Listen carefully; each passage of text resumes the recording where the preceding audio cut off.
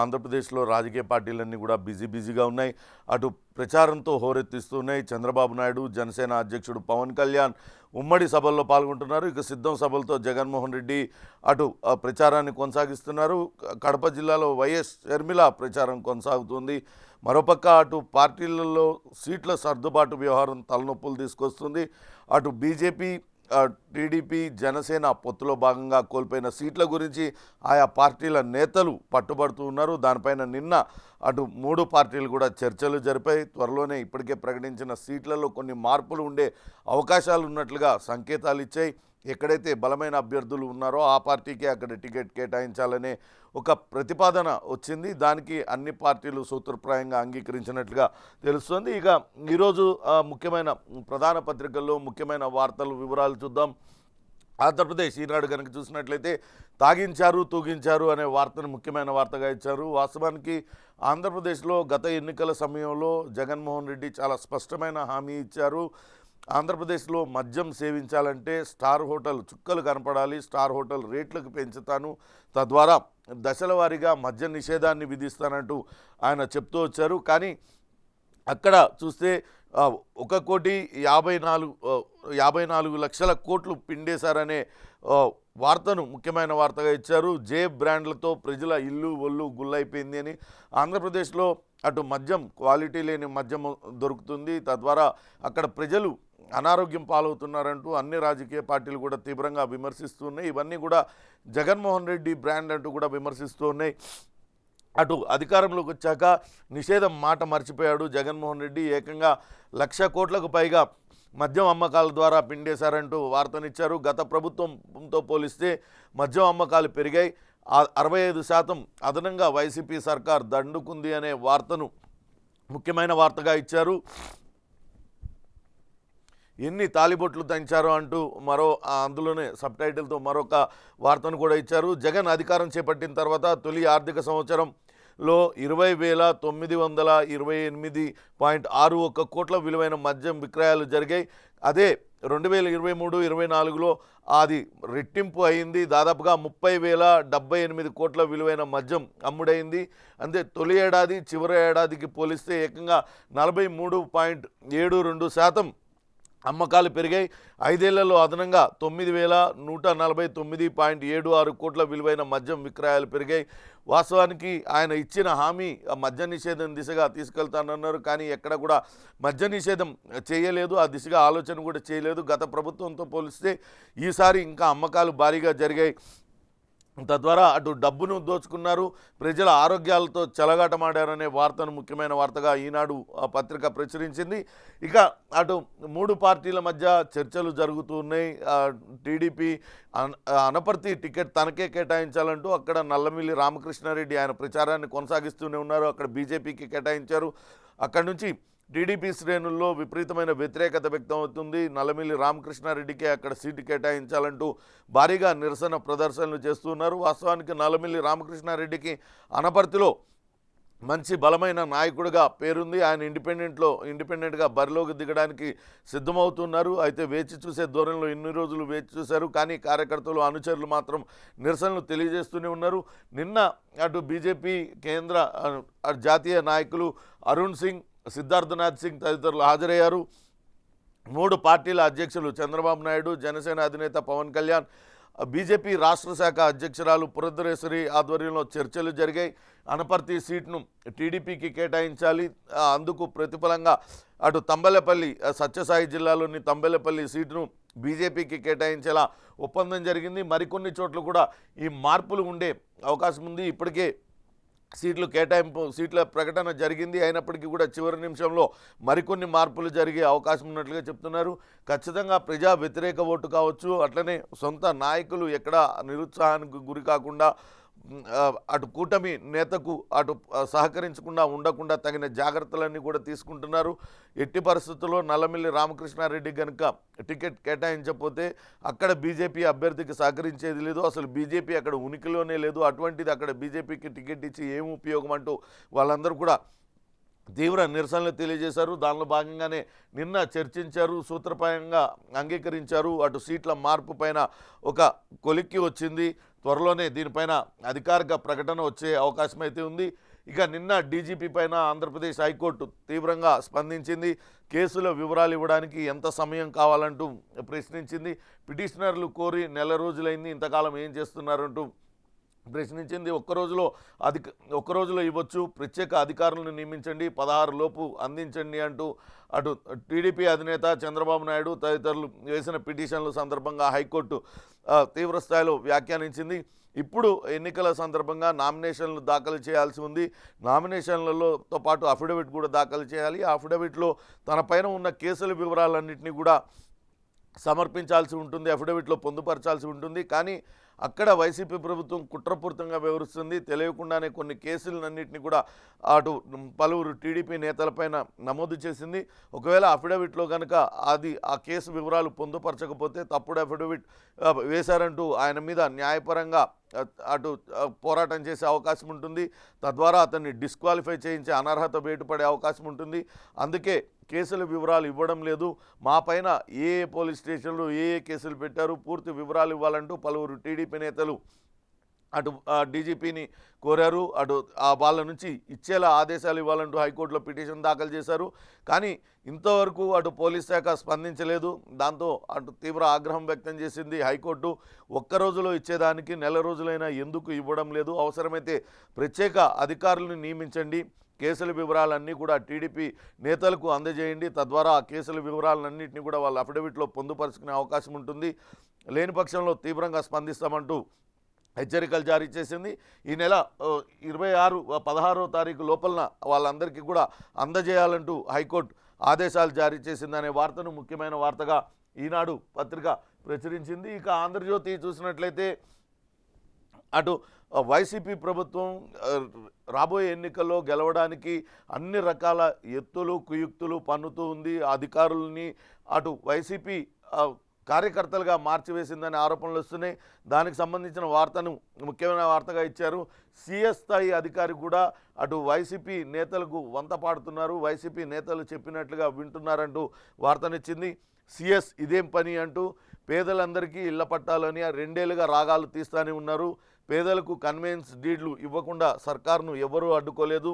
2 నెలల క్రితమే ఇవ్వచ్చు, ఎన్నికల షెడ్యూల్కు ముందే ఇచ్చి ఉండవచ్చు, ఎన్నికల తర్వాత వచ్చే ప్రభుత్వం ఇవ్వచ్చు, కానీ సరిగ్గా ఇప్పుడే ఎన్నికల ముందే పట్టాలు ఇస్తారట, ఏకంగా 21 లక్షల పట్టాల జారీ చేస్తారట అనే వార్తను ముఖ్యమైన వార్తగా వేశారు. జగన్ కోసం పట్టాలు తప్పిన జవహర్ రెడ్డి సరిగ్గా ఎన్నికల ముందే పట్టాల నాటకం. 2 ఏళ్ల క్రితమే పేదల ఇళ్ల కోసం భూసేకరణ చేశారు, ఆ పేరుతో కోట్లు నొక్కేశారు. కానీ ముందే ఇచ్చి ఉండవచ్చు, తర్వాత అయినా ఇవ్వవచ్చు, కానీ ఎన్నికలు మరికొద్ది రోజుల్లో ఉన్న తరుణంలో ఈ సమయంలో 21 లక్షల మందికి పట్టాలు పంచడం ద్వారా వైసీపీ వాళ్ళందరినీ ప్రలోభ పెట్టడానికి ప్రయత్నిస్తుంది, ఎన్నికల్లో లబ్ధి పొందడానికి ఈ రకంగా వ్యవహరిస్తుంది. దానికి సిఎస్ జవహర్ రెడ్డి వంత పాడుతున్నారు. ఆయన ఒక ఐఏఎస్ అధికారి, ఆయన ప్రభుత్వానికి ప్రభుత్వ అధినేతలకు వంత పాడుతున్నారు, వైసీపీ నేతలకు వంత పాడుతున్నారనే వార్తను ముందుగా ఇచ్చింది. పాత పథకమే అంటూ అమలుకు స్క్రీనింగ్ కమిటీ వేశారు, అన్నీ తెలిసే జవహర్ రెడ్డి ఆయన నేతృత్వంలో ఆమోదం పొందాయి.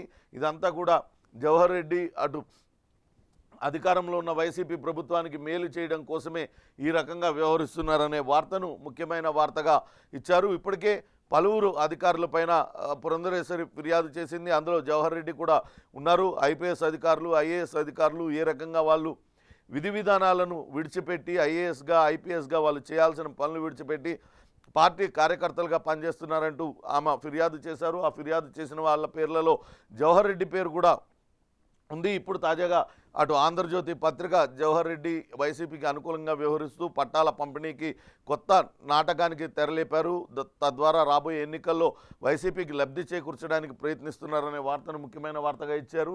ఇక కడప జిల్లాలో షర్మిల బస్సు యాత్ర కొనసాగుతుంది. ఆమె అటు జగన్మోహన్ రెడ్డి పైన తీవ్రస్థాయిలో విమర్శలు చేస్తూ ఉన్నారు. అటు ఆ హంతకులను కాపాడుతున్న వాళ్ళు ఒకవైపు, తాము బాధితులము ఒకవైపు ఉన్నాం, రాజశేఖర్ రెడ్డి బిడ్డగా మాకు న్యాయం చేయండి అంటూ ఆమె భావోద్వేగంగా నిన్న ప్రసంగించారు. కొంగు జాపి అడుగుతున్నాం, న్యాయం చేయండి అంటూ పులివెందుల సభలో తనకు న్యాయం చేయాలని కొంగు జాపి కోరుతున్న షర్మిల ఒకవైపు వైఎస్ బిడ్డ, మరోవైపు వివేకాన్ని చంపిన అవినాష్, ఒకవైపు న్యాయం ధర్మం, ఇంకోవైపు అధికారం డబ్బు, ఎవరు ఉండాలి ఎంపీగా, ఎవరు కావాలో, ఎవరి వైపు ఉంటారో తేల్చుకోండి అంటూ అటు ఆ ప్రజలను భావోద్వేగంతో ఆమె కోరారు. పులివెందుల వేదికగా షర్మిల సునీత తీవ్ర భావోద్వేగానికి గురయ్యారు. వీధి లైట్లు ఆర్పి లింగాలలో వైసీపీ ముక్కలు అల్లరి చేశాయి. ధీటుగా షర్మిల సునీత వాళ్ళని గట్టిగా ఎదుర్కొన్నారనే వార్తనిచ్చారు. ఇటీవల షర్మిల అటు యాత్రలో ఒక వ్యక్తి, వైసీపీకి అనుకూలంగా ఉండే వ్యక్తి, ఆయన మైక్ తీసుకొని ఆయన మాట్లాడారు. తెలంగాణలో షర్మిల పార్టీ పెట్టి అక్కడ పార్టీని మడిచేసి వచ్చేశారు, ఇక్కడ మళ్ళా అదే కొత్త నాటకానికి తెరలేపారంటూ తీవ్రస్థాయిలో విమర్శించారు. నిన్న కూడా వైసీపీ మూకలు అక్కడ లింగాల గ్రామంలో లైట్లు ఆర్పివేసి వీళ్ళు వస్తున్న సమయంలో వీళ్ళపైకి దాడులకు దిగారు. అల్లరి మూకలు అల్లరి పెట్టడానికి ప్రయత్నించాయి. కానీ షర్మిల సునీత ధీటుగా అల్లరి మూకలకు ధీటుగా సమాధానం చెప్పారనే వార్తను ముఖ్యమైన వార్తగా ఇచ్చింది. ఒకవైపు రాజశేఖర రెడ్డి బిడ్డ, మరోవైపు వివేకాన్ని చంపిన హంతకులు ఎవరి వైపు ఉంటారో, ఎంపీగా ఎవరిని గెలిపిస్తారో మీరే నిర్ణయించుకోండి అంటూ ప్రజలను కోరారు. కొంగు చాపి అడుగుతున్న న్యాయం చేయండి. 5 ఏళ్ళు గడిచినా ఇంతవరకు న్యాయం జరగలేదు. వివేక హత్యకు హంతకులందరూ కూడా బహిరంగంగా తిరుగుతూ ఉన్నారు. కానీ బాధితులం మాపైనే ఎదురు దాడులు జరుగుతున్నాయంటూ వాళ్ళు భావోద్వేగంగా ప్రసంగించారనే వార్తను ముఖ్యమైన వార్తగా ఆంధ్రజ్యోతి ప్రచురించింది. ఇక నిన్న రేపల్లెలో సభ జరిగింది. అటు ఆ సభలో మాజీ ముఖ్యమంత్రి టీడీపీ అధినేత చంద్రబాబు నాయుడు పాల్గొన్నారు. అశేష జనవాహిని ఆ సభకు హాజరైంది. దళిత ద్రోహి జగన్ అంటూ ఆ సభలో సీఎం మాజీ ముఖ్యమంత్రి చంద్రబాబు నాయుడు అటు విమర్శించారు. ఎస్సీల నెత్తిన సీఎం భస్మాసుర హస్తం పెట్టాడు. 25,000 కోట్ల సప్లాన్ నిధులు దారి మళ్లించారు. 27 సంక్షేమ పథకాలు రద్దు చేశారు. ఓట్లు వేసిన దళితులను ముంచేశాడు. దళిత డ్రైవర్ను చంపి డోర్ డెలివరీ చేసిన ఎమ్మెల్సీని పక్కన పెట్టుకొని తిరుగుతున్నాడంటూ అనంతబాబును ఉద్దేశించి విమర్శించాడు. అంబేద్కర్ విదేశీ విద్యకు ఆయన పేరు పెట్టుకున్నాడు. అటు ల్యాండ్ టైటిలింగ్ యాక్ట్ను రద్దు చేస్తాను, జరిగేది క్లాస్ వార్ కాదు క్యాష్ వార్. ఈ 5 ఏళ్లలో పేదలు మరింత నిరుపేదలయ్యారు. వాలంటీర్లు ఎవరు కూడా జగన్మోహన్ రెడ్డి మాయలో పడవద్దంటూ ఆయన పిలుపునిచ్చారు.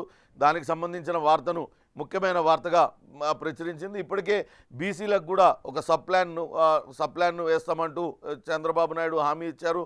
బీసీలకు 50 ఏళ్లకే వాళ్లకు 4,000 రూపాయల పెన్షన్లు ఇస్తామంటూ కూడా హామీ ఇచ్చారు. నా బీసీలు నా ఎస్సీలు అంటూ అటు బీసీలకు అందాల్సిన పథకాలు కానీ ఎస్సీలకు అందాల్సిన పథకాలలో అన్నిట్లో కోత విధించారు. ఇప్పుడు దళితులకు 27 సంక్షేమ పథకాలు రద్దు చేశారు. అలానే బీసీలకు కూడా రద్దు చేశారు. ఇవన్నీ కూడా జగన్మోహన్ రెడ్డి అరాచక పాలనలో జరుగుతున్నాయి. కానీ ఆయన బయట చూస్తేనేమో నా ఎస్సీలు నా బీసీలు అంటూ మాట్లాడుతున్నారు. కాబట్టి ఎవరు కూడా జగన్మోహన్ రెడ్డి మాయలో పడవద్దు. అటు సీఎం ఎస్సీల తలపైన భస్మాసుర హస్తం పెడుతున్నారంటూ ఆయన తీవ్రస్థాయిలో మండిపడ్డారనే వార్తను ముఖ్యమైన వార్తగా ఆంధ్రజ్యోతి ప్రచురించింది. ఇక వాలంటీర్లందరూ బానిసలు అన్నట్లుగా అటు వ్యవహరిస్తున్నారంటూ మరో వార్తను కూడా ముఖ్యమైన వార్తగా ఇచ్చారు. నిన్న మొన్నటి వరకు వాలంటీర్లుగా పనిచేసిన వాళ్ళు ఇటీవల కాలంలో మూకుమ్మడి రాజీనామాలు చేస్తూ ఉన్నారు అక్కడక్కడ. అయితే వాళ్ళందరూ నేరుగా వైసీపీ కార్యకర్తలుగా వైసీపీ తరఫున ప్రచారం చేస్తున్నారు. కానీ కొంతమంది దానికి నిరాకరిస్తున్నారు. కానీ అక్కడ స్థానిక నేతలు మాత్రం వాళ్ళపైన తీవ్ర ఒత్తిడి తీసుకొస్తున్నారు. వాలంటీర్లందరూ బానిసలు అన్నట్లుగానే వాళ్ళు ప్రవర్తిస్తున్నారు. జగనన్న ఆదేశాలు పాటించాల్సిందే, కార్యకర్తల సేవలు అందించాల్సిందే, కాదు కూడదంటే ఊరుకునేది లేదు. వాలంటీర్లపై వైసీపీ నేతల జులుం, ససేమిరా అంటున్న వాలంటీర్లు, వైసీపీకి ఇక నో ఛాన్స్ అనే అంచనా, చంద్రబాబు హామీల ప్రభావం, భవిష్యత్ బాగుంటుందనే ఆశ, వైసీపీకి దూరం జరుగుతున్న వాలంటీర్లు అనే వార్తనిచ్చారు. వాస్తవానికి మొదటి నుంచి వాలంటీర్ల వ్యవస్థ పైన చంద్రబాబు నాయుడు అనేక రకాల విమర్శలు చేశారు. కానీ ఇటీవల కాలంలో వాలంటీర్లకు మెరుగైన భవిష్యత్తునిస్తాం, వాళ్లకు ప్రస్తుతం ఉన్న 5,000 గౌరవ వేతనాన్ని 10,000 చేస్తానంటూ ప్రకటించడం వాలంటీర్లలో కొంతవరకు అటు టీడీపీ వైపు మొగ్గు చూపేలా చేసిందనేది వార్తా కథనం. అయితే చాలామంది వాలంటీర్లు గతంలో నియమించినప్పుడు వాళ్ళందరూ కూడా వైసీపీకి అనుకూలంగా ఉన్న వాళ్ళనే స్థానిక నేతల సిఫార్సుతో వాళ్ళందరినీ కూడా వాలంటీర్లుగా నియమించారు. ఇప్పుడు తిరిగి పార్టీకి పనిచేయమంటున్నారు. కానీ వాళ్ళు నిరాకరిస్తే అక్కడ స్థానిక నేతలు వాళ్ళని తీవ్రస్థాయిలో ఇబ్బందికి గురి చేస్తున్నారు. వాళ్ళు వైసీపీ బానిసలు అన్నట్లుగా వాళ్ళతో వ్యవహరిస్తున్నారనే వార్తను ముఖ్యమైన వార్తగా ఆంధ్రజ్యోతి పత్రిక ప్రచురించింది. చూడాలి. ఆ వైసీపీని కాదని టీడీపీ వైపు మొగ్గు చూపినట్లయితే వాలంటీర్లు అటు కొంతవరకు ఎదురు దెబ్బే. ఎందుకంటే జగన్మోహన్ రెడ్డి ప్రతి సభలో కూడా చెప్తూ వస్తున్నారు, వాలంటీర్లే నా సైన్యం, అటు లబ్ధిదారులకి ప్రభుత్వానికి మధ్యలో ఉన్న ప్రత్యక్షంగా వీళ్ళే ఉన్నారు వారధులుగా, వాళ్ళు వాళ్ళ వల్లనే విజయం సాధ్యమవుతుంది అంటూ పదే పదే చెప్తూ వస్తున్నారు. ఇప్పుడు వాలంటీర్లు కనుక ఒకవైపు టీడీపీ వైపు మళ్ళినట్లయితే కొంతవరకు నష్టం జరిగే అవకాశం ఉన్నట్లుగా రాజకీయ విశ్లేషకులు అంచనా వేస్తున్నారు.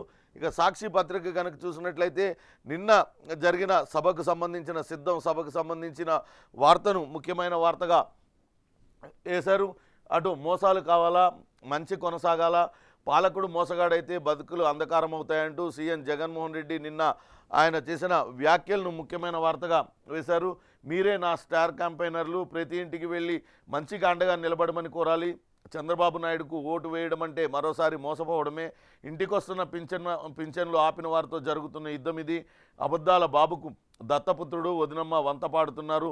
ముగ్గురు కలిసి రోడ్లపైన బుర్రకథలు చెప్తున్నారంటూ జగన్మోహన్ రెడ్డి తీవ్రస్థాయిలో విరుచుకుపడ్డారు. దానికి సంబంధించిన వార్తనిచ్చారు.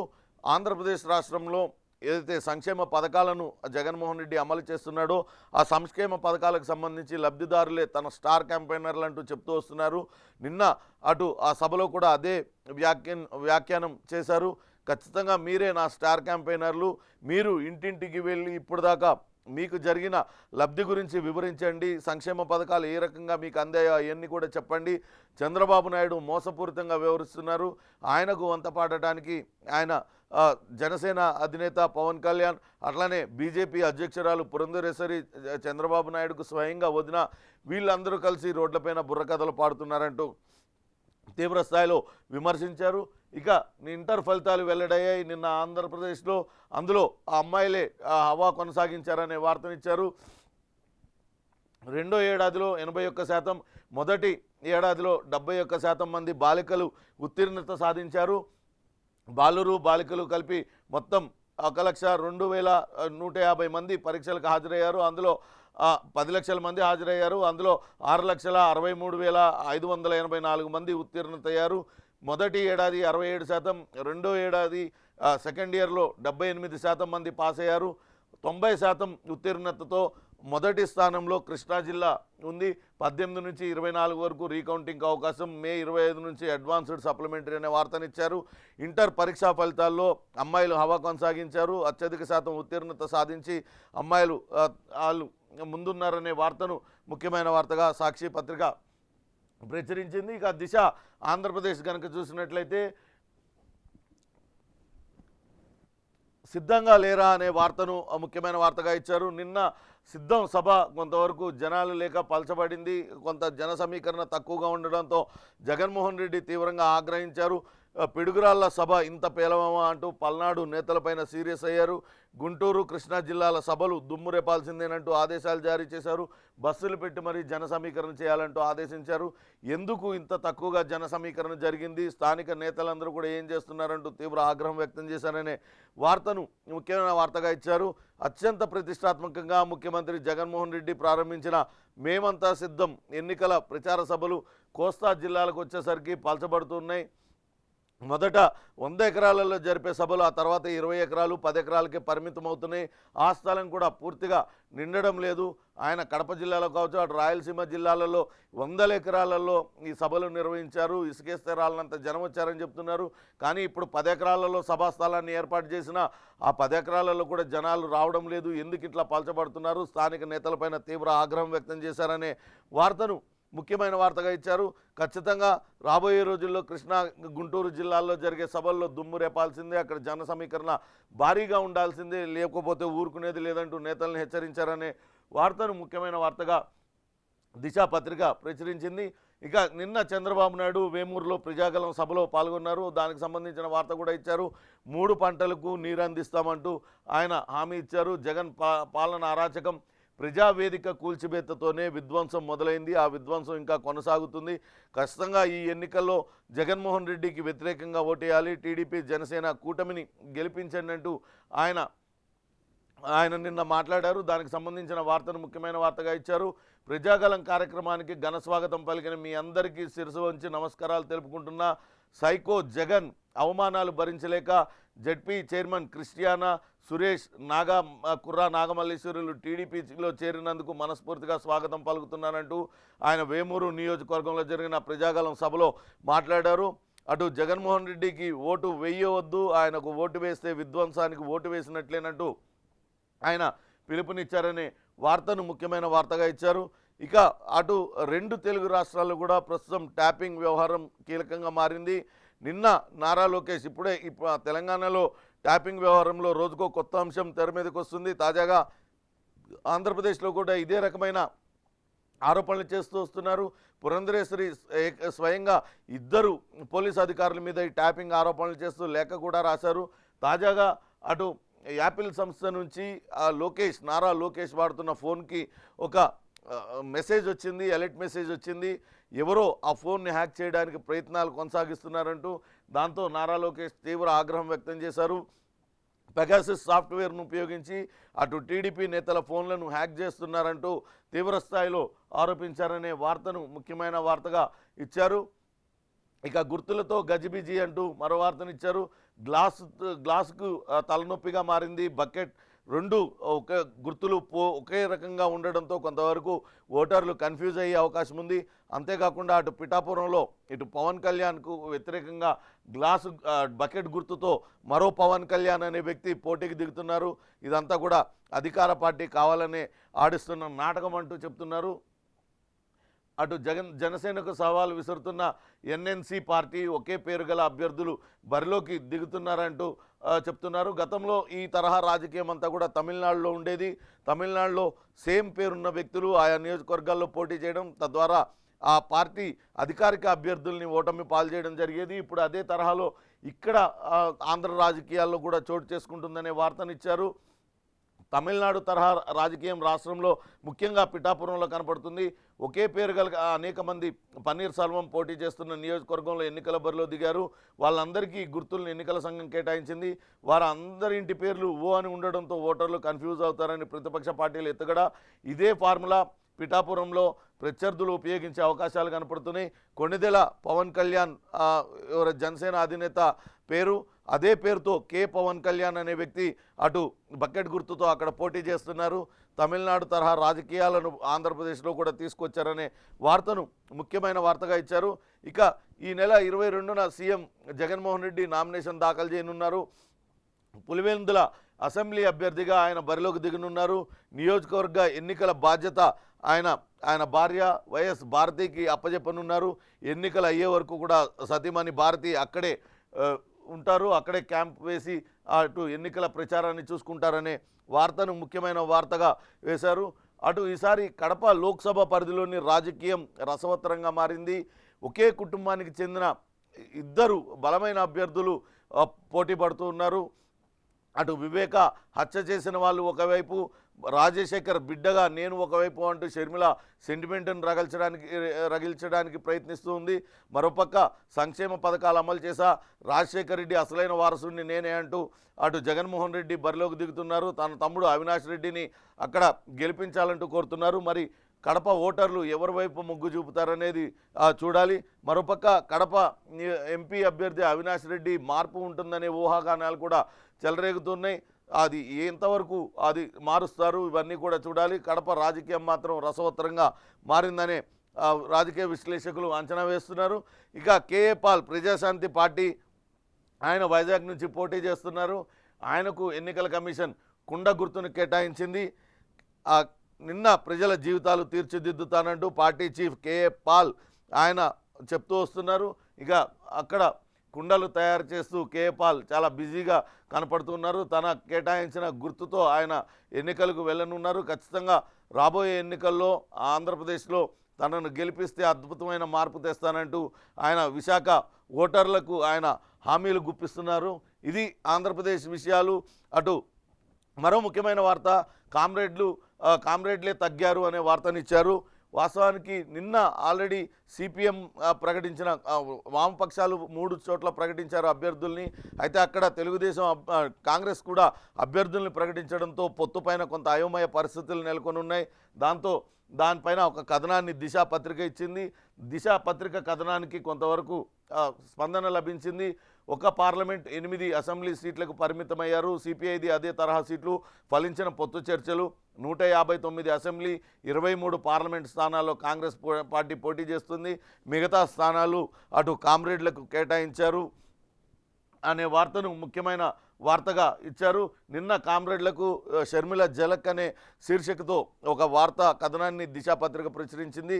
దానిపైన అటు స్పందన లభించింది. వాళ్ళు మధ్య సయోధ్య కుదిరింది. అటు పొత్తు విషయంలో వాళ్ళందరూ కూడా ఒక అండర్స్టాండింగ్కి వచ్చారనే వార్తను ముఖ్యమైన వార్తగా ఇచ్చారు. మొత్తంగా చూసినట్లయితే ఆంధ్రప్రదేశ్ రాజకీయాల్లో అటు సమీకరణలన్నీ కూడా మారుతూ ఉన్నాయి. అటు టీడీపీ, జనసేన, బీజేపీ ఆ సీట్ల పొత్తు ఖరారైన తర్వాత కూడా అక్కడక్కడ అభ్యర్థుల మార్పులపైన నిన్నంతా కూడా చర్చించారు. ఇక కాంగ్రెస్ కామ్రేడ్ల మధ్య కూడా పొత్తు కుదిరినట్టే, ఏకాభిప్రాయం కుదిరినట్టే ఆయా సీట్లలో కూడా అభ్యర్థుల్ని కేటాయిస్తారు. ఇక ఇటు వైఎస్ జగన్మోహన్ రెడ్డి కూడా కొన్ని చోట్ల అభ్యర్థుల్ని మారుస్తారనే వార్తలు వినపడుతున్నాయి. చూడాలి, కడప ఎంపీ అభ్యర్థి అవినాష్ రెడ్డిని కూడా మారుస్తారనే ఊహాగానాలు చెలరేగుతూ ఉన్నాయి. చూడాలి ఏ రకమైన వ్యూహాలతో ఈ రాజకీయ పార్టీలు ముందుకెళ్తాయనేది చూడాలి. ఇవి ఆంధ్రప్రదేశ్ విషయాలు.